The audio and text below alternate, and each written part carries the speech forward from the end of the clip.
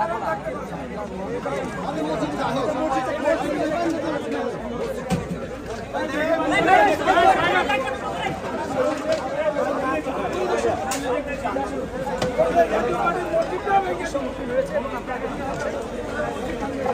মুসলমান নামে কলঙ্ক, মুসলমান নামে কলঙ্ক, জাতির কলঙ্ক।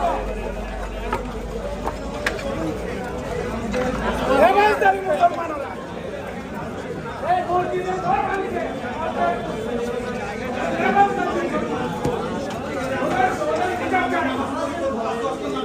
আমার করে আপনাদের দেখা আমাদের ঘর এইভাবে ভাঙতে পারে না, এটা মসজিদ ভাঙতে পারে না, মুসলমান পারে না, এটা কোনো মুসলমান পারে না। কি ধরনের সন্ত্রাসী কার্যক্রম এই যে দেখেন যে আমাদের মুসলমান নামে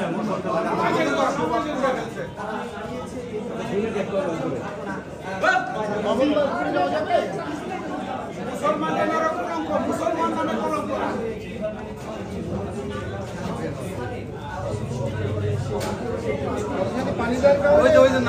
নামাজের কপ দেখেন, দেখেন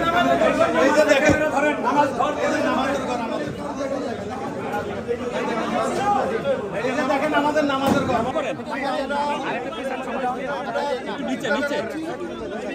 জানাচ্ছি যে আমাদের একটু নিচে তো ঘুম করেন না। আবার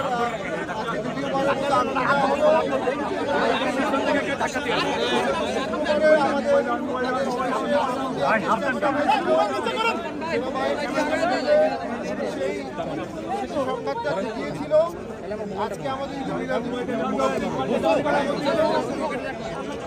হঠাৎ করে এনসিপির নির্দেশে এনসিপির নেতৃত্বে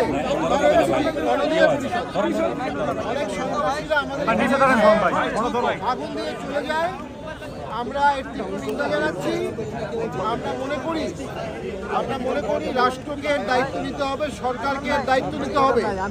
যারা মব সৃষ্টি করবে তাদের বিরুদ্ধে জুডিশিয়াল এনকোয়ারি হচ্ছে না, যারা মব করছে তাদের বিরুদ্ধে মামলাও নিচ্ছে না, তাদেরকে অ্যারেস্ট করা হচ্ছে না, অ্যারেস্টের হুমকি দেওয়া হচ্ছে যারা মবের ভিকটিম হচ্ছে। এভাবে রাষ্ট্র চলতে পারে না, এভাবে সরকার চলতে পারে না, সরকারের দায় এড়াতে পারবে না, গণ অধিকার পরিষদের দায় এড়াতে পারবে না। আমরা গণ অধিকার পরিষদের এই ধরনের সন্ত্রাসী কার্যকলাপের জন্য সন্ত্রাস বিরোধী আইনে তাদেরকে ব্যান করার দাবি জানাচ্ছি সরকারের কাছে। কারণ এই ধরনের জাতীয় পার্টি কখনো কারো অফিসে হামলা করেনি, জাতীয় পার্টি কখনো কারো অফিসে আগুন দেয়নি। যারা অফিসে আগুন দেওয়ার কর্মসূচি দেয়, যারা অফিস ঘুরিয়ে দেওয়ার কর্মসূচি দেয়, তারা কোনো রাজনৈতিক সংগঠন হতে পারে না, তারা সন্ত্রাসী সংগঠন। সন্ত্রাসী সংগঠনের জন্য সন্ত্রাস বিরোধী আইন এবং আরপিও অনুযায়ী নিবন্ধন বাতিলের অভিধান আছে। মনে করি গণ অধিকার পরিষদ সেই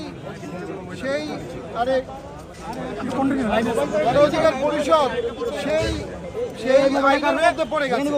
যে আইনের মধ্যে পড়ার কারণে আমরা সরকারের কাছে দাবি জানাবো, সরকার যদি আইনের শাসক হয়ে থাকে, ন্যায় বিচারের শাসক হয়ে থাকে, সরকার যদি সংবিধানে হাত দিয়ে শপথ নিয়ে থাকে, যারা সন্ত্রাসী কার্যক্রম করছে তাদেরকে 24 ঘন্টার মধ্যে অ্যারেস্ট করতে হবে এবং গণ অধিকার পরিষদকে একটি নিষিদ্ধ দল হিসাবে ঘোষণা করতে হবে।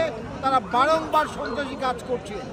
আমরা জানতে পেরেছি একটি জুডিশিয়াল এনকোয়ারি কমিটি হয়েছে, আমরা সুষ্ঠু তদন্তকে স্বাগত জানাই। পাশাপাশি বারবার আমাদের পার্টি অফিসে যে আগুন দেওয়া হচ্ছে, এর জন্য আমরা একটা জুডিশিয়াল কমিটি করতে চাই। আমরা সরকারকে আহ্বান জানাবো একটা জুডিশিয়াল এনকোয়ারি কমিটি করে এর সুষ্ঠু তদন্ত করতে হবে।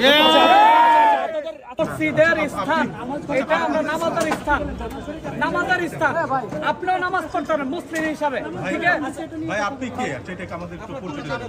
আমি নূর মোহাম্মদ সুজন শেখ প্রধান, আমি কুমিল্লা জেলা উত্তর সহ সভাপতি, মেঘনা উপজেলা জাতীয় পার্টির সাধারণ সম্পাদক, আমি কেন্দ্রীয় কমিটি জাতীয় তরুণ পার্টির যোগ্য আহ্বায়ক। আপনি কি দেখেছেন এখানে? আমি কেন্দ্রীয় কমিটির যোগ্য আহ্বায়ক।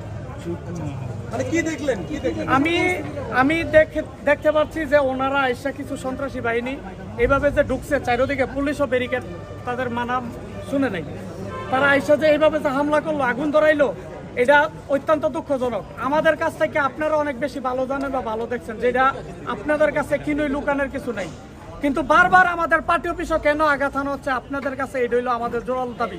আমরা মাননীয় সরকারের প্রতি আবেদন রইল, আমরা বারবার চেষ্টা করছি তাদেরকে রুখার জন্য, কিন্তু তারা রুখছে না, তারা বারবার আঘাত আনছে। আমরা চেষ্টা যদি করি তাহলে আমরা রুখতে পারি, কিন্তু আমরা আইনের প্রতি শ্রদ্ধাশীল।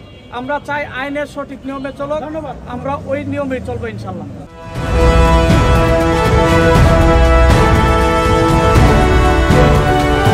জনতা টিভি, জনগণের আয়না।